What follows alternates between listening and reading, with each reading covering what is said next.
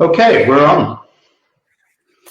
Well, welcome to Inspire Inform, everybody. Good evening.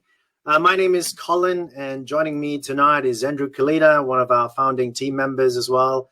He's our senior strategist and mentor who take us through the bulk of our presentation. I'll just put a few commentaries out there. But just wanting to also recap the last week or so, I've been getting a lot of questions, predominantly from first home buyers, about the new scheme. So we're going to touch a little bit on that, the $668 million additional support from the government to stimulate the housing. But also I want to cover off very quickly how you can benefit. I've got a number of clients from different states that have asked me a number of questions. So I'm going to share the love. I'm going to show you some details about how much you can actually benefit from it.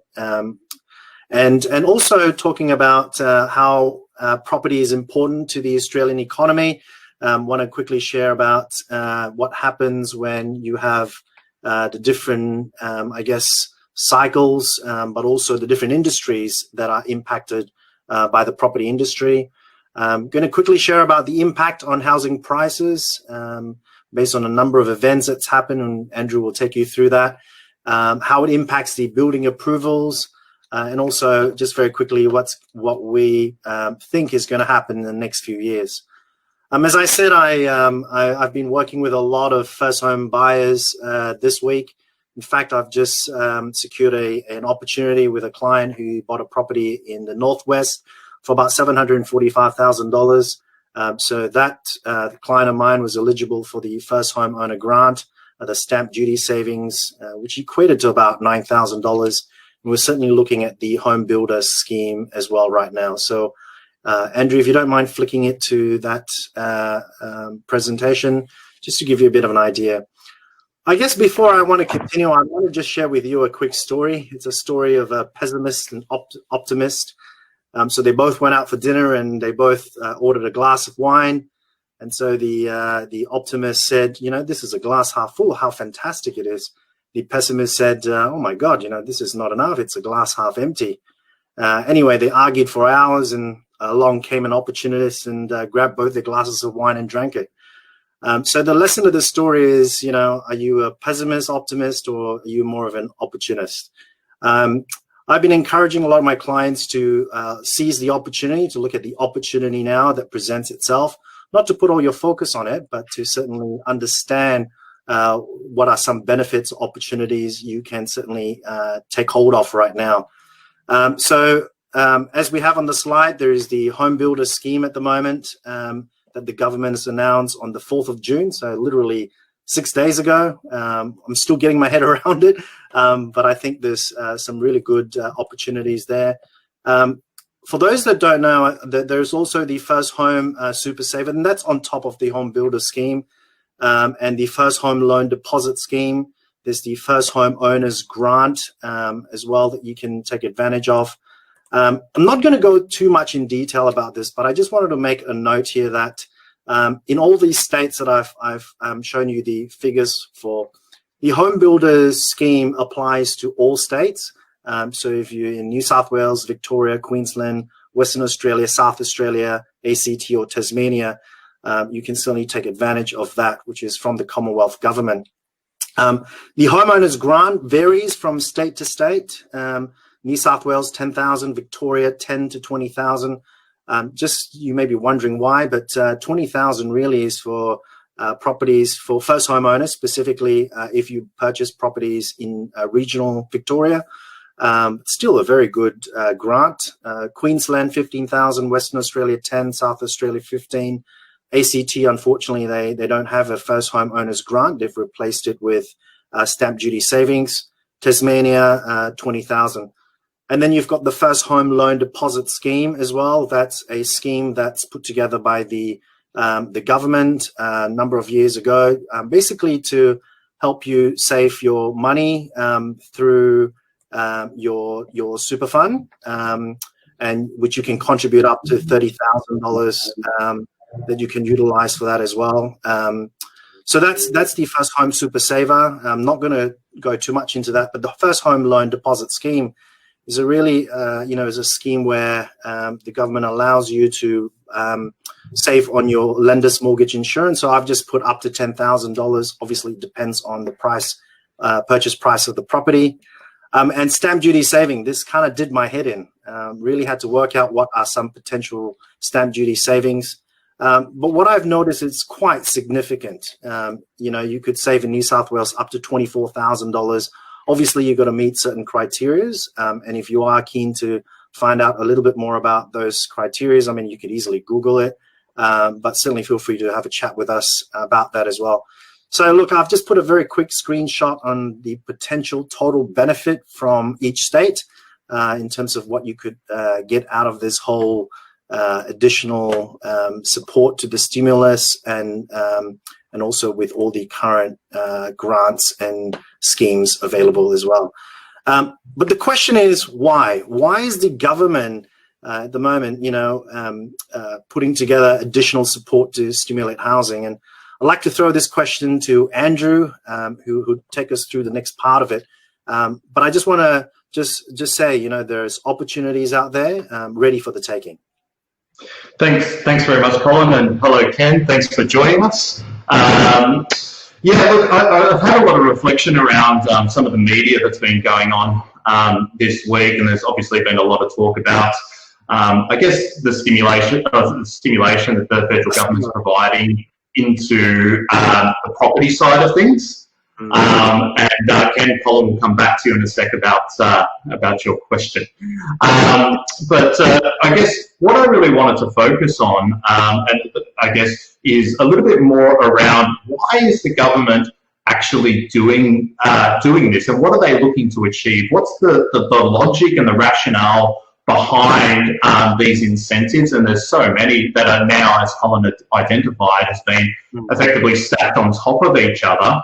In terms of government incentive, it's never been a better time for first-time buyers to enter the market. And I really wanted to sort of have a think about what the government's looking to achieve. So one of the reasons that the federal government's... If you don't mind, I'll just pause you there. Sure. Because you mentioned about first home buyers, specifically the home builder scheme also applies to non-first home buyers. Just wanted to make that clear. In case you're not a first home buyer, you are also entitled to the home builder. Obviously, there's certain criteria you need to meet, which we can go through in detail in the strategy session with us. But just wanted to clarify that, Andrew. Do you want to touch on Ken's question around getting access to the home builder grant?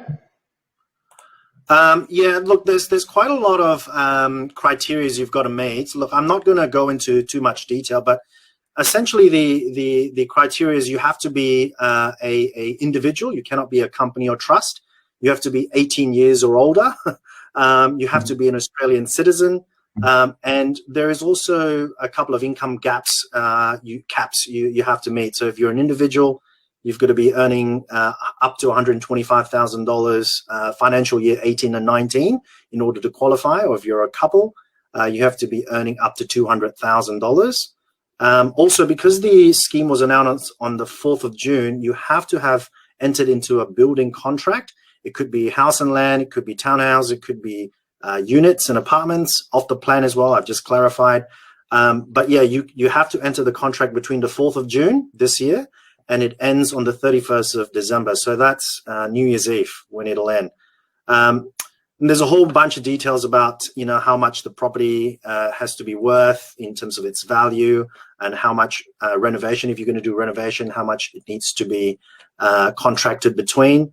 But also one of the key things I've learned so far, which is quite in the fine print, is your construction must commence within 3 months of the contract date. So you've got to make sure that if you want to qualify for the scheme, when you sign the contract, you've got 3 months before you start construction. That's a really important point.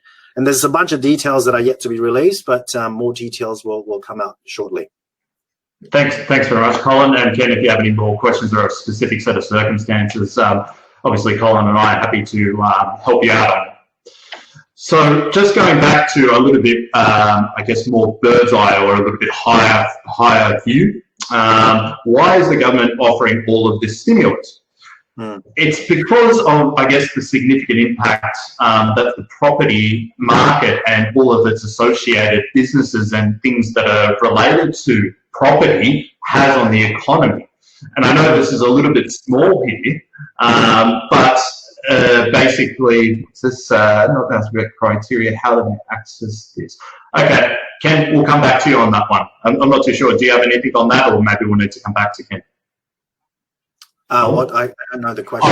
Maybe we can go through this and we can have Q&As. We'll come back to you, Ken. So yeah, just going on the Australian economy and how property is impact, or what role property plays in it. Basically, accounts for about 1.1 million jobs. 1 in 4 wages rely on the property industry directly or indirectly. So there's a lot of indirect industries that are related to property, right from white goods stimulated by new builds, through to architects, engineers, construction, of course. So a lot of Australians are actually impacted by the property industry. In fact, it accounts for about 11.5% of Australia's economic activity, either directly or indirectly. And so this is one of the reasons that the federal government in these COVID-related times, and obviously, you know, we've just recently entered into our first recession in a long time, is really targeting the property market and all of its associated entities to really stimulate the Australian economy. And it's quite a big lever for them to do so. And this is one of the reasons, despite predictions by some of the pessimists that Colin referred to earlier, we haven't seen any of the panic selling that a lot of people are predicting.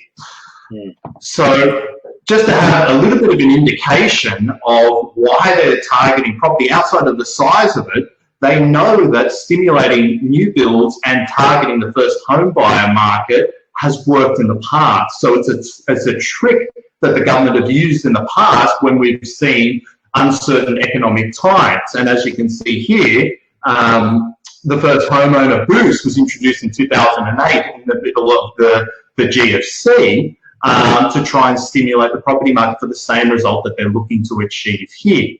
And I was trying to, I guess, dig down a little bit deeper rather than rely on, I guess, broader Australian data. I found a really interesting chart showing a little bit more specifically in Queensland how government incentives have influenced the number of first home buyers in the Queensland market. And you can see here in about 2001, $7,000 new home boost was introduced, and we can see the amount of first home buyers rise. As the boost reduced to 3,500, we continue to see declines.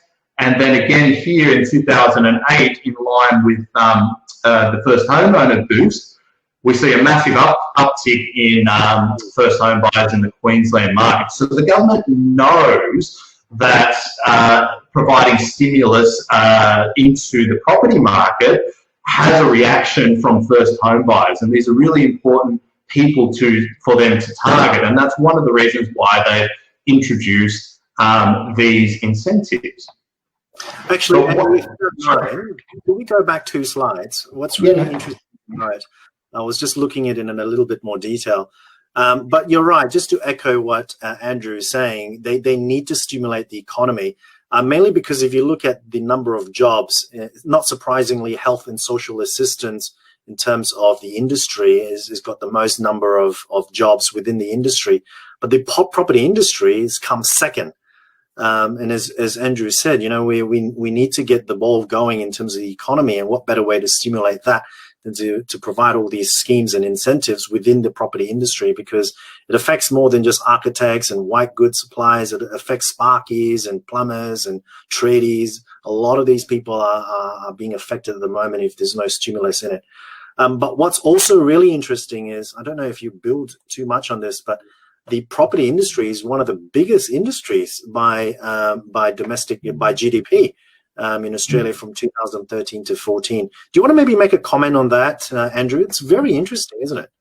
So you're talking the 11.5% of the economic activity. Correct. Yeah, that's Yeah, yeah. So it's actually quite surprising. I think direct property was about 5%, I think you quoted in your previous presentation. But it doesn't actually account for is all those associated entities that are basically relate to property, as we kind of covered. So 11.5% of GDP is actually the largest percentage by industry. It's Australia's biggest industry. And so in order to create an impact, that's why the federal government's actually targeting. Yeah, that's right. That's interesting, though. It's 2013 and 14. I wonder if we can find some new statistics about what's going to happen in the near future. But I would imagine property industry will still constitute a bulk of the GDP within Australia. Andrew, what do you think?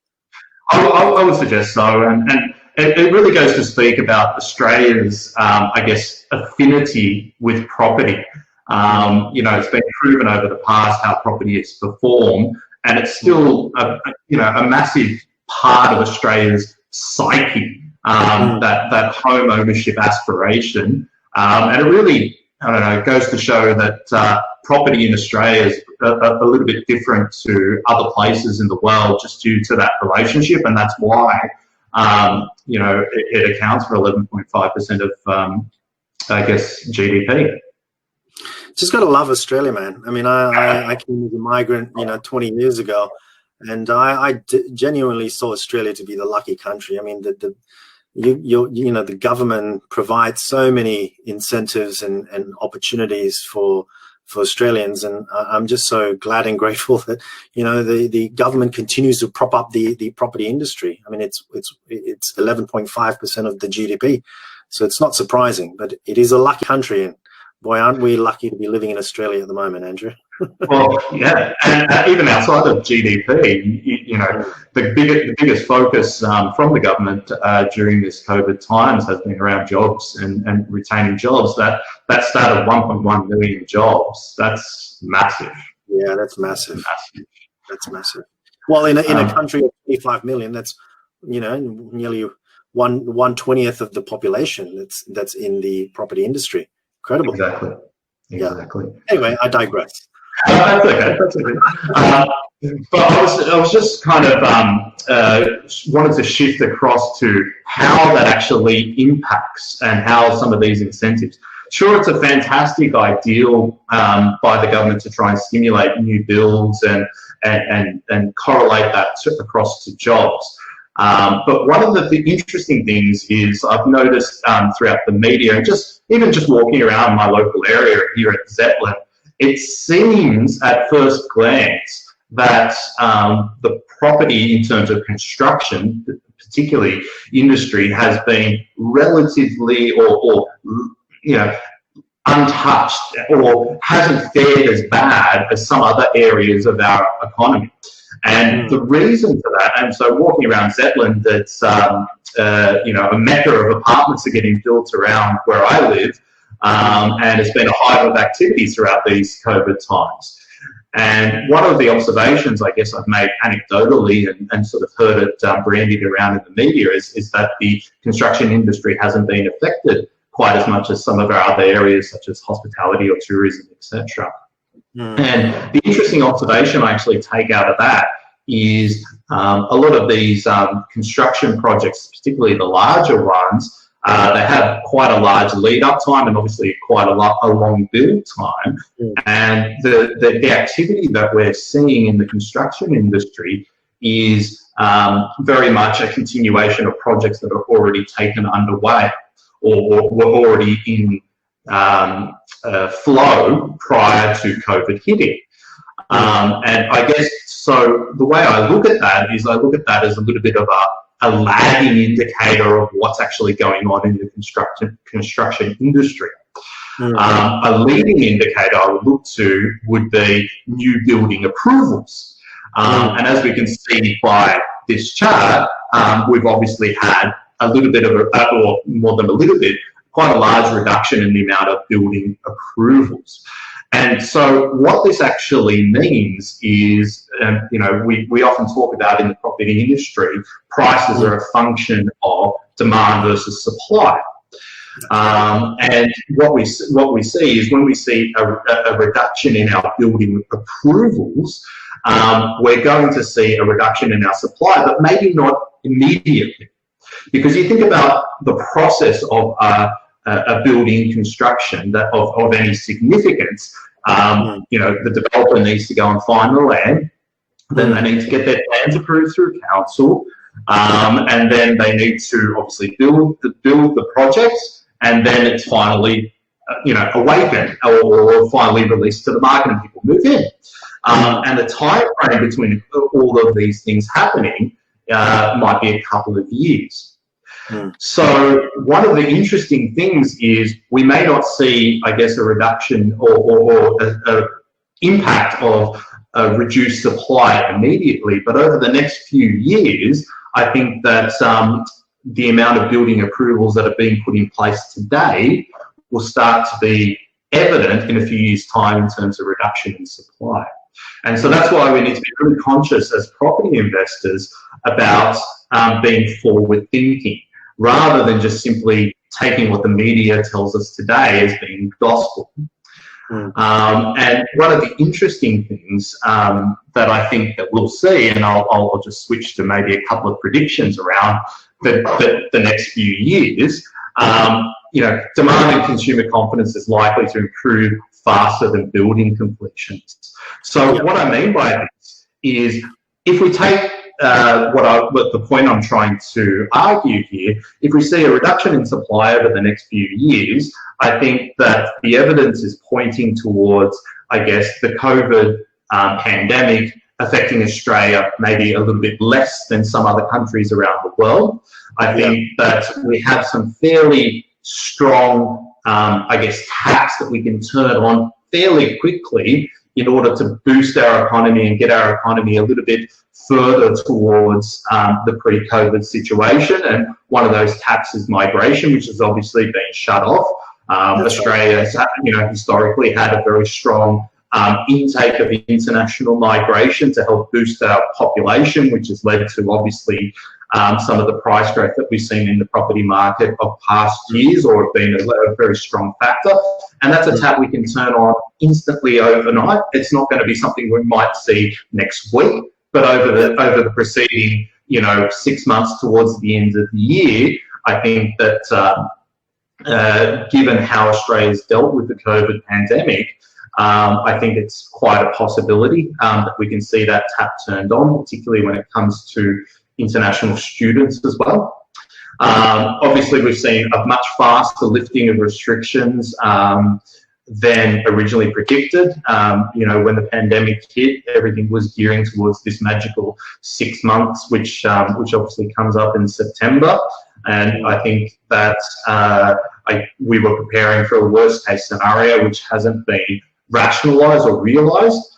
And due to all of this support that's been made available, not just by these incentives in place by all the grants, etc., that we've just covered, but also by the federal government leveraging banks and encouraging, and I'm not too sure what the backroom conversations were like, but encouraging banks to provide these interest-free, interest-frees over the 6 months to help their customers get through. And the fact that our banking system here in Australia is comparatively so much more secure than potentially other places in the world, I guess, and this coupled with the fact that the banks are literally Australia's biggest property investors. It's simply just not in their interest to allow people to begin having fire sales and panic sales, particularly when a lot of Australians are leveraged at 80-90% of the property value. The banks, arguably have the most to lose if there was some panic sales and some distress in the Australian property market. So all of these things combined, I think we're likely to see over the short to medium term an imbalance between demand and supply, with some capital appreciation to flow from that. Yeah. Andrew, to make it right, we're not promoting for you to hold your interest or to delay your repayments. It's just what Andrew is trying to say is the banks are being put in a position by the government to relax that and to also help boost the economy. But just going back to your point, Andrew, as well about the migration, I don't know if you saw the news yesterday, but we've got 2 new COVID cases. And unfortunately, they're both in New South Wales, and they're not community transmitted. But we are living in a very, very, very, very, very lucky country in the sense that we've managed the COVID and pandemic situation really well. So I suppose it won't surprise me that people from around the world, our international friends, would want to migrate to Australia at some point and therefore kickstart, maybe not in a V shape, but maybe in a U shape as they open up the migration, capabilities for Australia. I think you're going to start to see demand pick up again for properties.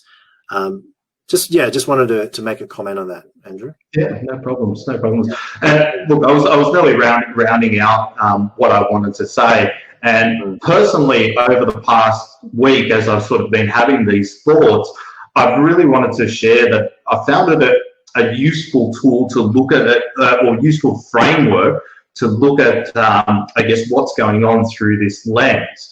And I've used it even, to try and help with my own mindset, to remind myself why I invested in property in the first place. And I used it as a mechanism to try and, I guess, maintain that confidence of the decisions that I've made in terms of my property investment journey, despite some of the headlines and some of the media that's been out there.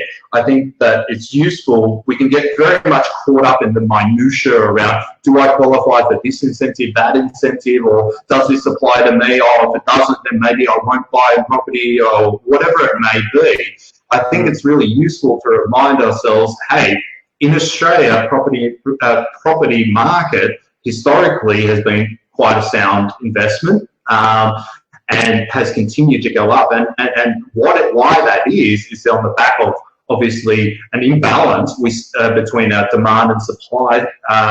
We can't build houses fast enough to cover for the demand. And that's what I've been really reflecting on this week. Mm-hmm. So I think that's roughly all in terms of our presentation. That's for question and answers, Andrew. I hope we have to get back to Ken. So I'll move that back. Ken, I think you misunderstood my question. I'm not asking about the criteria. I'm asking how do they access this. So how the $25,000 is going to be paid for those that qualify. I'm assuming, I'm not sure if it happens post or post settlement or post completion, and it's back paid. Do you have any thoughts, Colin? No, because we have not got details out of that yet. I mean, if you go to the treasury.gov.au, it only outlines the criteria at the moment. So the finer details is in terms of how it's paid at the moment. I certainly wouldn't. I mean, if you're talking to a banker or broker or lender, I certainly wouldn't use the 25,000 as funds to complete. I would use that as a bonus upon completion that you'd get it from the government. I would suggest that might be the likely way that this might go, just given, hey, they can't dish out $25,000, and hey, what if you don't go ahead with the construction, etc. Very much like the JobKeeper thing. I get my best guess would be paid in arrears. Yeah. I'd imagine that would be the case as well. But yes, more at least. Any other questions as we can finish up? No, I think we're good. Then we're actually going to be on time tonight. There we go. Thank you so much for that, Andrew. I mean, certainly feel free to give us a call or email us if you are keen to have a free 45-minute strategy session. I think Andrew will put it up. But there's also a number of good resources that you can look at on our website. Go to inspirerealty.com/free.